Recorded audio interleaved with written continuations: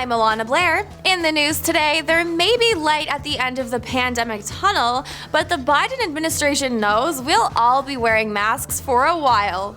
That's why the Department of Health and Human Services has launched a Mask Innovation Challenge. Anyone who wants to participate has until April 21st to submit their designs for masks that are more comfortable while still easy to wear.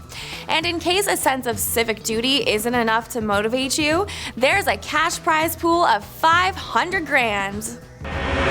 The personal data of over 500 million Facebook users has been published for free on a low-level hacking forum. We're talking birthdays, bios, phone numbers, and in some cases, email addresses.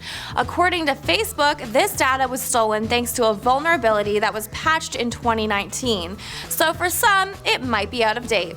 But still, everyone with a Facebook account should keep their eyes open for hacking and identity theft attempts. And the Donald Trump 2020 presidential campaign is still making headlines, this time for what many are calling a scam on its donors. Basically, last September, the campaign made it so online donations were recurring weekly until the election by default. That detail was hidden in a fine print disclaimer. As a result, in the last 2.5 months of 2020, the Trump campaign and the RNC were forced to refund more than $122 million to donors.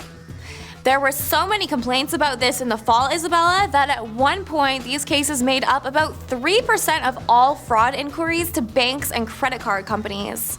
That's why it's so important to read the fine print, Alana. The devil is always in the details. Thanks for the stories.